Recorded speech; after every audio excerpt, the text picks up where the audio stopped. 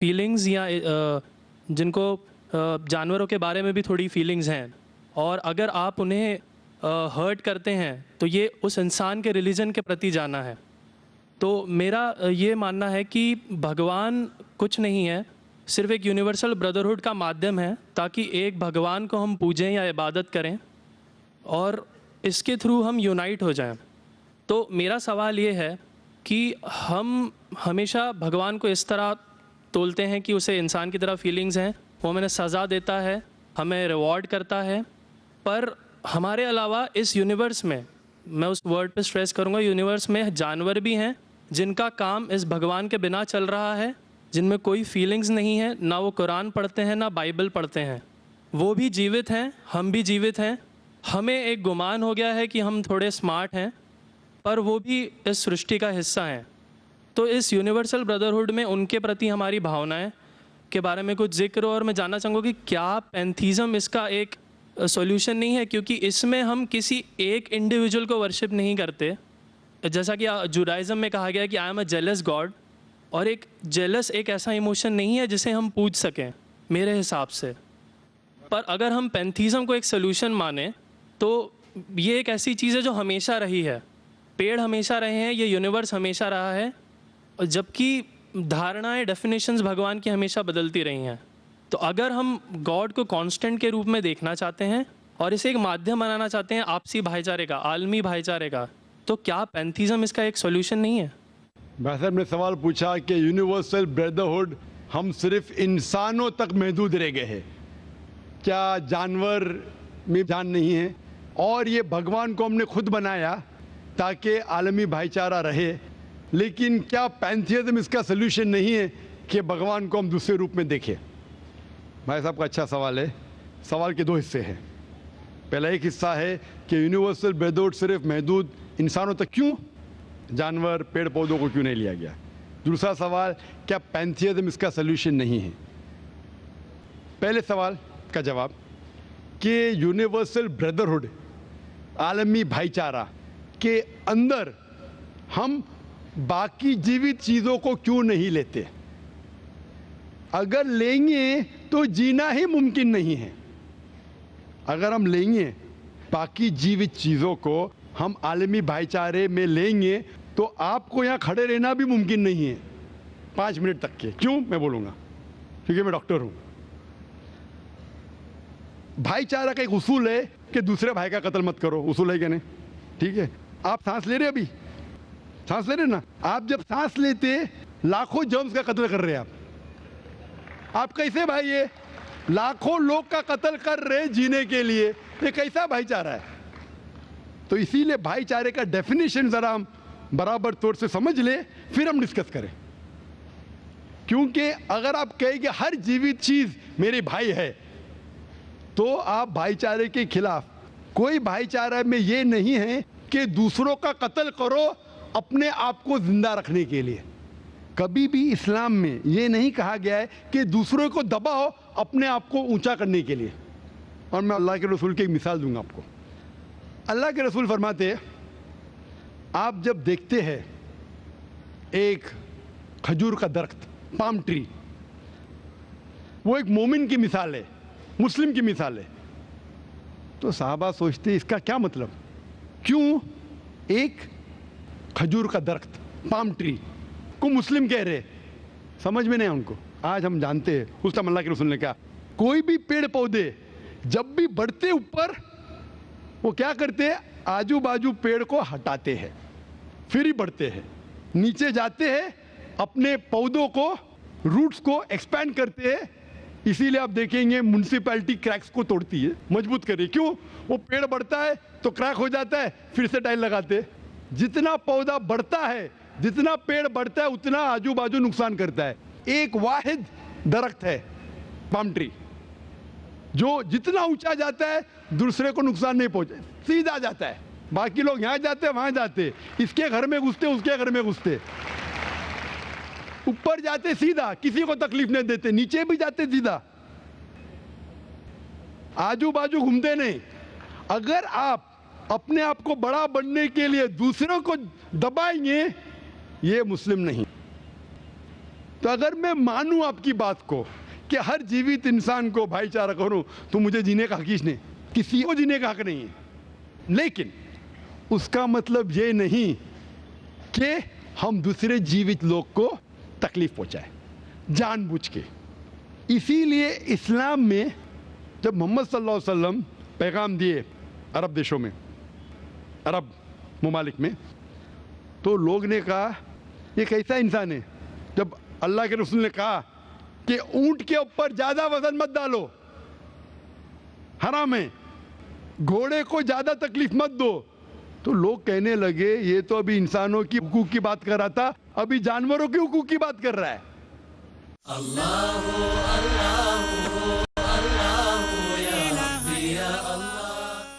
अल्लाह के रसूल फरमाते जब एक शख्स आग उगाता, बोलते आग को बुझाओ, क्यों? उधर चींटियां मर रहे हैं। उसका मतलब जानबूझ के कोई भी जीवित चीज को मारना हराम है। सिर्फ अनजाने में इजाजत है, या जिसकी इजाजत खुदा ने आपको दी है, जिसकी इजाजत दी है खुदा ने।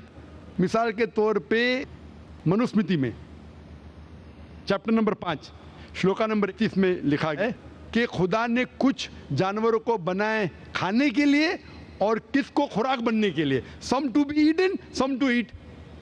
अगर वो खाने वाला जानवर दूसरे जानवर को खाता है जिसको खुराक के लिए बनाया है, तो कोई गुनाह नहीं है।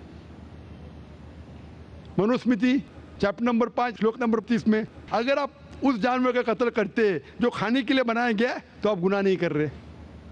Manusmriti chapter number 5 shloka number 39 में सैक्रिफिशियल एनिमल, जो एनिमल कुर्बानी के लिए बनाए गए उसकी कुर्बानी देना गुनाह नहीं है। मैं क्यों हिंदू धर्म से कह रहा हूँ, मुस्लिम से भी कह सकता हूँ, बहुत से हवाले। उसका मतलब हमें किसी को तकलीफ नहीं देना चाहिए। लेकिन अगर अनजाने में चलते चलते चींटी मर गई तो आप बाहर चले नहीं सकेंगे, आप सांस लेंगे जर्म। तो अल्लाह ताला ने जर्म को पैदा किया है मरने के लिए आमतौर पे, तो आप गुनहगार नहीं। मालूम कुछ जैन लोग मास्क पहनते तो भी मरते, पानी को उबालते, उबालने से मार रहे, उबालने पानी पी के फायदा क्या? अंदर मारने के बदले बाहर मार रहे, क्या फायदा? ये मुमकिन ही नहीं है। लेकिन जानबूझ के कोई जानवर को, और एक मिसाल दूंगा, हमारे खतीब जुमा नमाज पढ़ाए थे कल, डॉक्टर उस्मान, उनने अपने खुतबे में मिसाल दी थी। क्या एक औरत थी जो बहुत बेहया थी, क्या कहेंगे, जो आम तौर पे लोगों की जीनत थी।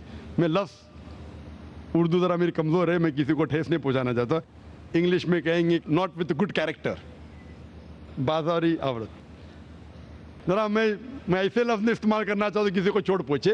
तो बाजारी औरत थी जो बहुत गुनाह करती थी, लेकिन एक वक्त एक कुत्ते को पानी पिलाया तो अल्लाह के रसूल फरमाते सिर्फ वो एक अच्छे अमल के वजह से खुदा ने उसे जन्नत में डाला। बाजारी औरत गलत काम करती है, जिना करती है, एक अमल क्या की, एक कुत्ते को पानी दी, इंसान को नहीं कुत्ते को, और अल्लाह उसे जन्नत में डालता है।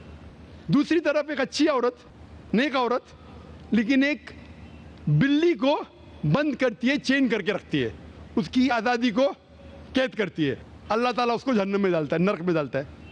इसे कहते हैं जानवरों के हुकूक। मतलब जानवरों के भी हुकूक इस्लाम में हैं। अल्लाह के रसूल फरमाते कि चिड़िया की जान भी मत लो बिना वजह। चिड़िया, स्पैरो, आप पढ़ेंगे कुरान में और हदीस में कई इसके पर लेक्चर। तो इसलिए हम मानते हैं कि जीवित चीज का हमें एहतराम करना चाहिए, उसके रूल रेगुलेशन है। बोलेंगे सब जीवित चीज मेरे भाई है, नहीं भाई, सब भाई नहीं है। अभी कुछ लोग इतना करते, कुत्ते के पीछे हर महीने लाख रुपया खर्चा करते। अरे गरीब लोग मर रहे, लाख रुपये से 10 घर हर महीने लाख रुपया अपने पूडल के ऊपर डालते हैं। लाख रुपये से कम 10 घर तो चलेंगे ना महीने, 20 घर चलेंगे बम्बई में, हाँ के नहीं? वो 20 घर को संभालो ना, एक पूडल को संभाल रहे। ये किधर का इस्लाम है? ठीक है, जानवर की कदर करो, इतना कदर मत करो कि उसके हाथ में चेन डालो सोने की, ये करो, ये खाना लेके आओ। खाना लेके आते लाख रुपए का, आप समझ रहे ना? तो इतना मत इसराफ करो, इस्लाम के अंदर सिखाया गया है कि भाईचारा जो मैंने जिक्र किया, बट जानवरों को भी देखो और उसके साथ अच्छा बर्ताव करो, बिना वजह किसी जानवर का कत्ल मत करो। ये आपका सवाल था। आपका दूसरा सवाल इसके अंदर जवाब हो गया। आप कहते हैं कि पैंथियज्म, सबको खुदा मानना इसका जवाब है। उसका जवाब में कहा था, हमारे भाई जो अवतार सिंह थे ना, उसने कहा था पैंथियज्म, सब कुछ खुदा है, सब कुछ खुदा है।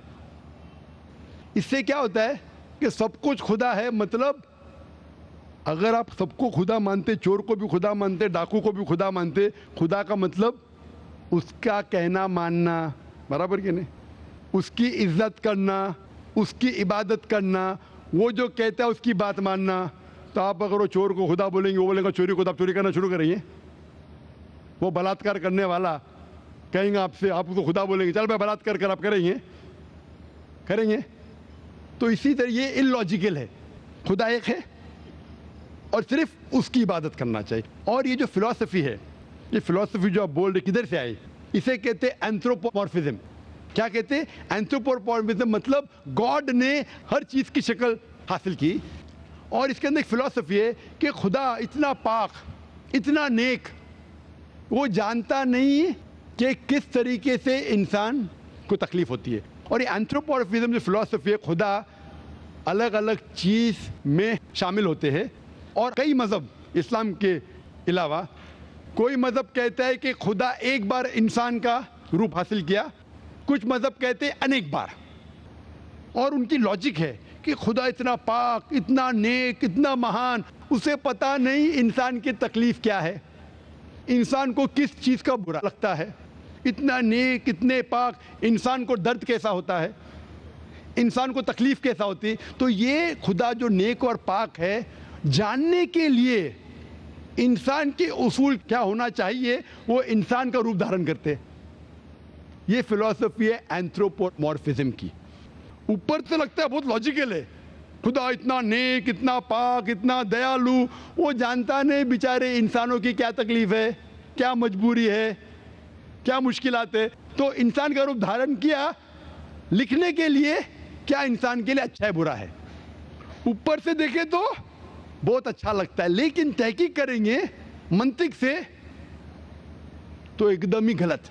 मिसाल के तौर पे, अगर मैंने एक डीवीडी प्लेयर बनाया, डीवीडी प्लेयर, क्या मुझे ज़रूरी है कि मैं डीवीडी प्लेयर बनूं ये जानने के लिए डीवीडी प्लेयर के लिए क्या अच्छा है क्या बुरा है? ज़रूरी है? नहीं। मैं एक इंस्ट्रक्शन मैन्युअल लिखूंगा कि डीवीडी प्लेयर को प्ले करने के लिए डीवीडी डालो, प्ले का बटन दबाओ, स्किप करने का स्किप का बटन दबाओ, स्टॉप करने का स्टॉप का बटन दबाओ, पानी में मत डालो खराब हो जाएगा, ऊपर से मत फेंको खराब हो जाएगा। मुझे डीवीडी प्लेयर बनने की ज़रूरत नहीं। इसी तरीके से खुदा हमारा खालिक है, हमारा बनाने वाला है, हमारा पैदा करने वाला है, उसको इंसान बनने की ज़रूरत ही नहीं। वो क्या करता है? इंस्ट्रक्शन मैन्युअल लिखता है, इंसान के लिए क्या अच्छा है क्या बुरा है, क्या खाना चाहिए क्या नहीं खाना चाहिए, कैसा इबादत करना चाहिए। और इस खुदा का आखिरी इंस्ट्रक्शन मैन्युअल है कुरान। इस ईश्वर, इस भगवान, इस अल्लाह, इस खुदा का आखिरी इंस्ट्रक्शन मैन्युअल है कुरान। इस कुरान मजीद में लिखा है आपके लिए क्या अच्छा है क्या बुरा है, किस तरीके से जानवर से अच्छा बर्ताव करना चाहिए, किस तरीके से भाईचारा बढ़ना चाहिए, किस तरीके से गरीबों की मदद करना चाहिए, सब लिखा है इसमें। खुदा को खुद इंसान बनने की ज़रूरत नहीं, क्योंकि वो हमारा खालिक है, हमारा मालिक है। तो इसीलिए ये पैंथियज्म फिलॉसफी इज टोटली रॉन्ग। और वेद में किधर नहीं लिखा है, आप जाएंगे दूसरी किताबों में लिखा है, आप अगर देखेंगे मेरी कैसेट हिंदुइज्म एंड इस्लाम पे, लेकिन वो किताबें वेद से ऊंची नहीं है। वेद में सिर्फ लिखा है तौहीद के बारे में, एक खुदा के बारे में, एक कमसत विप्रा बहुधा वेदांते, खुदा एक है, उसको नाम इरादा दे सकते हैं आप, लेकिन खुदा एक है, उसकी सिफत आप बयान कर सकते हैं। और वो एक खुदा है न तस्य प्रतिमास्ति, उसका कोई अक्स नहीं है, ना कोई पिक्चर है, ना कोई पेंटिंग है, ना कोई मूर्ति है, ना कोई स्टैच्यू है। Hope that answers the question.